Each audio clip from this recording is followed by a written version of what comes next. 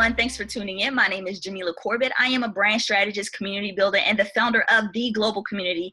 I am a brand where we help you build a purposeful and profitable personal brand through learning and collaboration.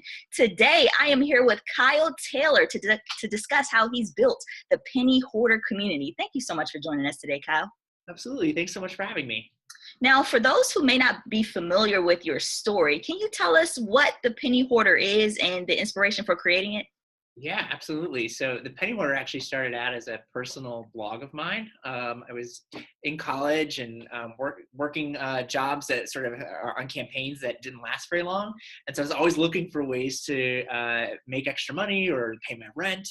And I thought it would be fun to start writing about some of these adventures, both as a creative outlet and as a way to sort of hold myself accountable for all of the student loan debt I had accumulated over the years.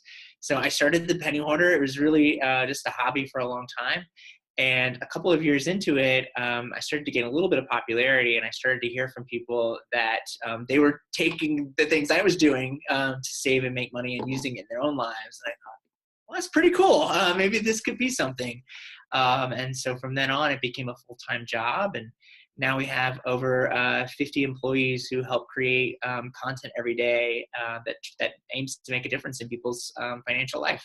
That's awesome. And, a lot of people know, especially millennials, can relate to your story, and getting out of debt and those student loans, man, it's not easy. And it seems part of your success came from being transparent and sharing your struggles and connecting with the people who shared in a similar struggle. So when you first started, what were the online tools you used to build your community? Like, I know you said you were blogging, but were you on Facebook, Twitter, or anywhere else? Yeah, so for blog platforms, I actually started on Blogspot. Oh, yeah. Do they still exist? I think they do. I couldn't even afford a domain name at that time. So I started on Blogspot, transitioned over to my own domain using WordPress about 6 months into it. And I had two real primary ways of engaging with readers off the site. One is very quickly, I started an email newsletter. I liked the fact that I was reading all these horror stories about people who had invested so much in growing a Facebook page or growing out their SEO, and then some algorithm change had overnight gotten rid of all their traffic, and so that scared me a lot. So I thought, well, email is at least something I can control. And then I did. Facebook was probably one of the earlier networks that I opened a Penny Hoarder page with, because it was the one that I was using in my daily life, and it was the one that I felt the most comfortable with. Mm-hmm.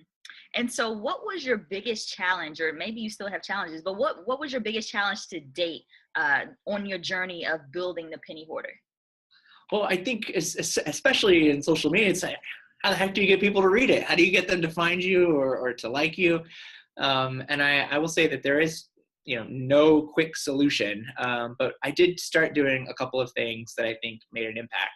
The first is I quickly realized that writing like tips articles, how we all write those like top 10 lists, weren't right for my readers. They weren't really interested in hearing me wax upon, my thoughts and give advice. They wanted to hear exactly what I was doing. So I shifted and started writing really personal stories and they were all in the first person format.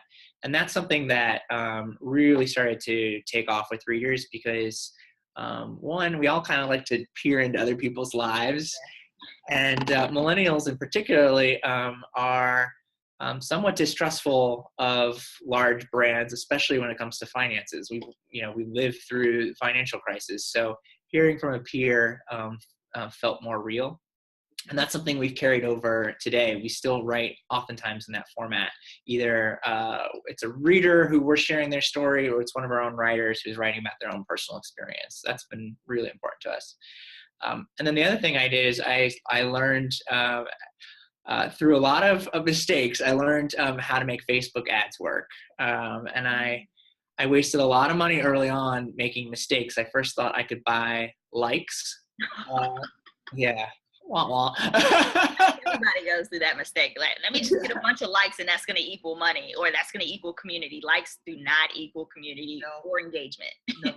So there's two ways you can buy them off-site, right? Off of Facebook, which are fake likes. And so I made that mistake, bought 1,000 likes, realized those weren't real people. And then I thought, okay, well, I'll buy them from Facebook. I'll make some ads. And so I spent, a bunch of money buying likes and never heard from those people again. So I kept experimenting and finally found that promoting my own content, particularly my sponsored content, was a way for me to not only help pay for the ads because I had a sponsor that was helping pay for that reach, but because I was writing this sponsored content in a first person story, it was something I would have written anyway. I was also gaining loyal fans. And so that was some of my early success on Facebook. There you go. So you've learned from that, and now your community, the Penny Hoarder community, is over 4 million strong. So how do you keep a community of millions still engaged and interested in the brand? Oh, that's a really good question. What we found is as it's gotten larger, our audience has changed. In the early days, it was millennials and like some young moms. That was like my true demographic. But now, our demographics really span quite a few different categories. So we've had to get more creative, and we're doing that in two ways. One is we're using Facebook's targeting tool on our posts more, especially as we write about, 60% of our fans are female, and they're very interested in tips, on how to save on beauty or save on makeup. But our male fans aren't interested in that. So we've had to use the targeting feature a lot. And then this year, we've also, in the last 6 months, we've created other fan pages for certain categories of content. So now there's the Penny Hoarder College, the Penny Hoarder Food. Oh.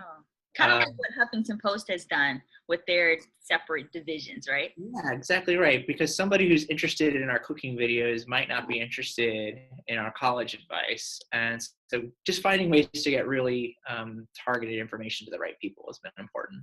It's really smart. And, when people look at you and they may say, wow, he built a community of billions, and it can be intimidating for some people who's just starting out, kind of like you were in the early days, and looking to be that community builder.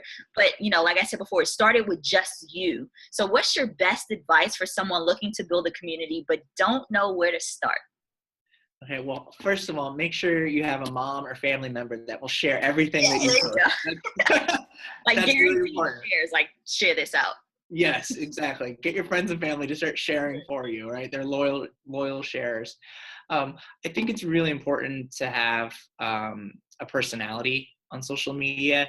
And one of the big mistakes I made early on, and that I see happen a lot, is people will post whatever they've written about. They'll post a link on Facebook without any commentary. That the teaser part of your post is by far the most important. Right. So I think being able to showcase your personality through there, oftentimes we'll find we have posts that get more likes or shares than clicks. That sometimes happens. And I call them courtesy likes, because somebody might be liking just what you've said in the teaser, even though they're not interested in reading the article. And that's fine with us. We're happy to have courtesy likes, because that means that 10 of their friends are hopefully going to see it as well. Mm-hmm. And so as we wrap up, Kyle, how can people follow you, follow the Penny Hoarder, and just become part of the community? Well, we just started the Penny Hoarder community group on Facebook, which is a really interactive way for you to talk with our writers and editors. So I would recommend you joining that page. And if you want to connect with me personally, Kyle Taylor on LinkedIn or on Facebook.